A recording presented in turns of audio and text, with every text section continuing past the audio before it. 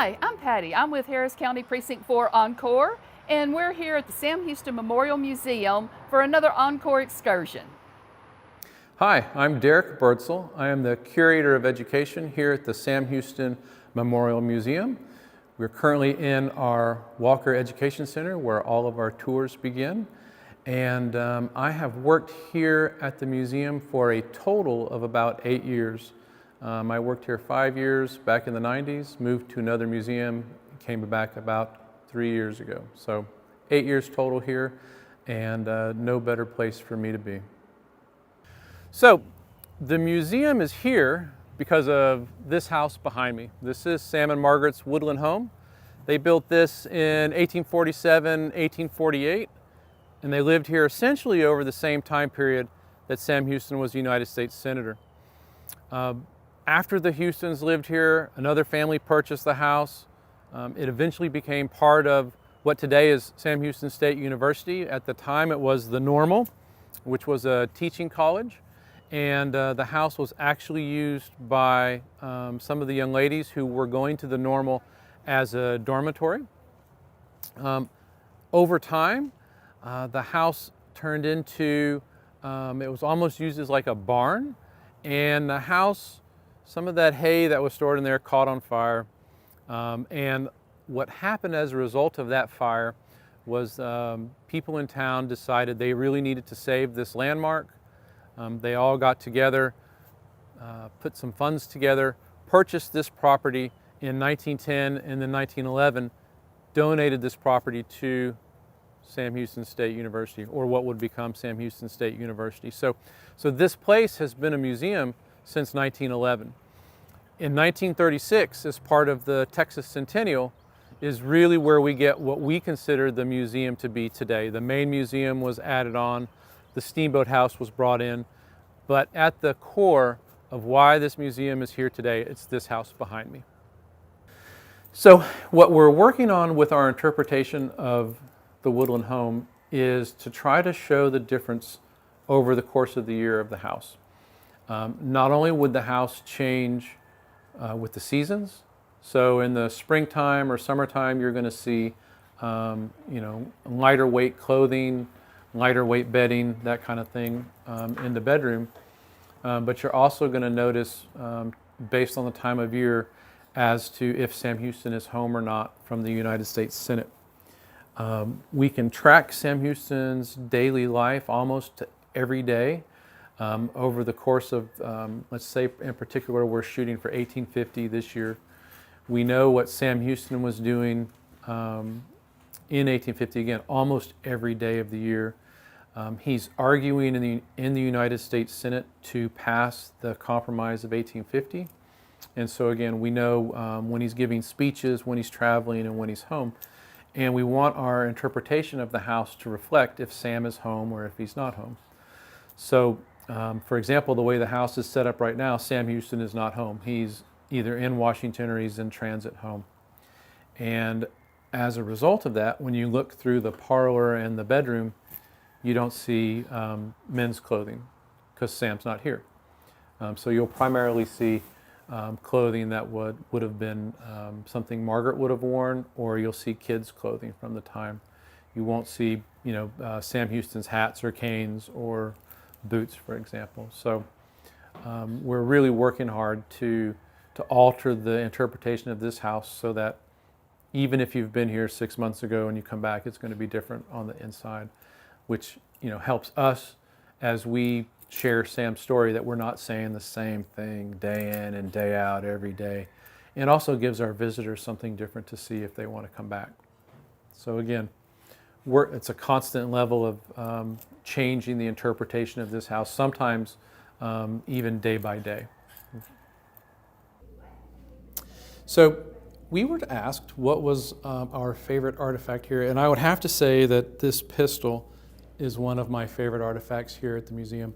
We know Sam Houston fought in a duel in 1826 when he was in Tennessee. Mikey and I have talked quite a bit about, are these the set of dueling pistols that Houston used in that duel? And our best guess is we don't know. It is possible, but we are, there's no X marks the spot that these were the set of pistols Houston used in that duel. Regardless, these are a set of Sam Houston's dueling pistols. And as a gun guy, these are a fantastic example of 19th century craftsmanship compared to other flintlock firearms from the time period that I've held. These are finely balanced. The detail work on them is absolutely amazing. And it's just a fantastic piece of Tennessee and Texas history. And as such, has got to be one of my favorite things here. Hi, my name is Mac Woodward. I'm the director of the Sam Houston Memorial Museum. We are standing in one of the galleries of the main museum here on the grounds of the original homestead of Sam Houston. I've been with the museum for 25 years, and I've been the director since 2012. Well, welcome to the Sam Houston Museum. Sam Houston is one of the really unique figures that on the American frontier. You know, the university's motto is a measure of a life is its service. And Sam Houston's record of service to his nation and to his state and community is probably unmatched by very few people in American history. Sam was born in Virginia, and of course the family moved to Tennessee when he was 13 years old. Sam Houston spent off and on 6 years of his life living with the Cherokee Indians. In 1814, he served in the United States Army and fought at the Battle of Horseshoe Bend during the War of 1812. He was seriously wounded there, but he befriended Andrew Jackson, who was the commander. After he recovered, he went on and decided he was going to study law. He taught school for a brief period of time and then read law in Tennessee and became an attorney there. He moved to Nashville and became Attorney General of Nashville. And then later on, in 1822, he was elected to the United States Congress. And he served 2 terms in the United States Congress and returned to Tennessee in 1827-28 and was elected governor of Tennessee. Of course, this all happened before he came to Texas, and so he had quite a career in his early part of his life. After he had a short marriage that was a failed marriage and left the office of governor and returned to the Cherokee Indians.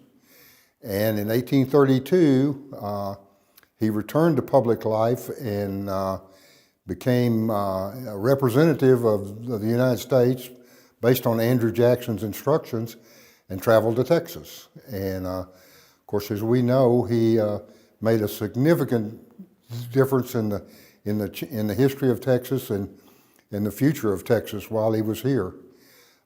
He served as commander of the Army of Texas, signed the Texas Declaration of Independence, was twice elected President of the Republic of Texas.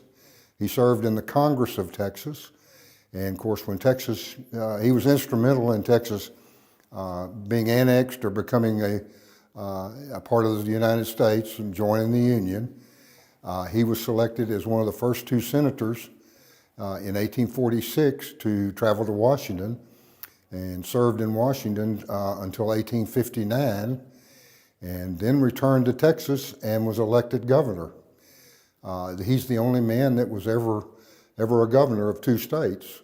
So as you can see, he had a wonderful and tremendous career of service. And I think we're very fortunate as Texans to have him as maybe the most important man in our history. Howdy, my name is Mikey Sproat. I am the Curator of Collections here at the Sam Houston Memorial Museum. I take care of all the really cool artifacts, objects, and documents that the museum has to showcase. I've worked here since 2002, and I've loved every minute of it. So here at the Sam Houston Memorial Museum, there are some amazing objects that we have on display a representation of the archaeological collection that came out of the ground at the Battle of San Jacinto. And these objects that have come out of the ground through the mid-2000s during an archaeological survey, among the many things that we have, and we've got some really cool, amazing things. The only known evidence, for example, of the twin sisters, the cannon that were used by the Texian army, these are the only known physical evidence of those two cannon, are these canister shot casings, these little shot plates. Here's a reproduction of it. For example, this plate would have gone on top of the canister shot, or the great buckshot. That would have been the charge put on top of the black powder charge inside the cannon. So whenever it came time to fire the cannon, the black powder would ignite inside the barrel, and it would send this particular charge, this being a reproduction, it would send it out. And so these two particular shot casing plates are the only known archaeological evidence, the only physical evidence of the twin sisters. So we've got some amazing things here at the Sam Houston Memorial Museum in this collection, and in particular, we have a Roman coin from the 2nd century. Of all the things that came out of the ground from this 19th century archaeological site, we have this Roman coin. And why on earth would there be a 2nd century coin in this 19th century deposit? Well, if you look very closely at the coin, there is a hole in the very top of the coin, and the only real guess that we can likely say is that that particular coin was in fact probably strung onto a wire or a necklace or a key watch fob of some sort, knowing that that would have been someone's good luck charm. You know how we nowadays have maybe a lucky rabbit's foot, or maybe a pocket medallion or a pocket cross that we keep with us at all times. Well, this was someone's lucky rabbit's foot. This was a 2nd century Roman coin that was probably on a key fob or a necklace, or worn most likely by someone on in the Army of Operations, someone on Santa Anna's side. Because coming from Rome, of course, someone probably came in from the Canary Islands and from Spain to Mexican Texas in potentially the 1820s or 1830s, ended up in the Mexican Army and at the Battle of San Jacinto. And here it is in this particular archaeological deposit of 19th century artifacts. We have this one 2nd century Roman coin. Out of all the things that we have, I think that's probably one of the more interesting things we've got. So now we're in what we call today the Steamboat House. When the Houstons lived in it in 1862 and 63, they called it Buena Vista. And if you go to where Sam Houston is buried, you're going to be very close to where this house used to be, and it's up on top of a big hill, and it would have been quite the good view. But for us today, we call it the Steamboat House. The Houstons lived here the last 9 or 10 months of Sam Houston's life. While out campaigning, giving a bit of a speech in late 1862 or early 1863, Sam Houston gave a speech in the rain and in the cold, and he caught a cold, eventually turned into pneumonia. We know that part of his treatment while he was sick was to venture from Huntsville, Texas to Sour Lake, which is near Beaumont, and he would go do what they call take the waters to try to help his health. You know, in the 19th century, I thought that was a great idea. For us today, you're sitting in hot water, which is probably really not going to help your pneumonia at all.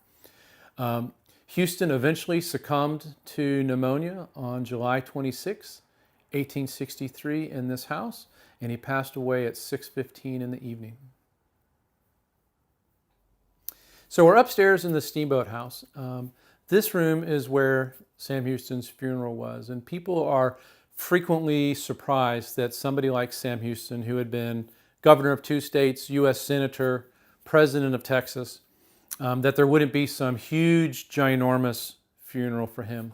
But you know, a guess of mine is that there would have been room left over in this room for people to stand, because there were not a lot of people that attended Sam's funeral the day after he passed away. In addition to not being very politically popular at the time because of his views against the Confederacy, It's also pouring rain the day of his funeral, and he died on the 26th, and his funeral was just the next day on the 27th. So I think those three things combined all add up to there's not a lot of people at Sam Houston's funeral on July 27th, 1863.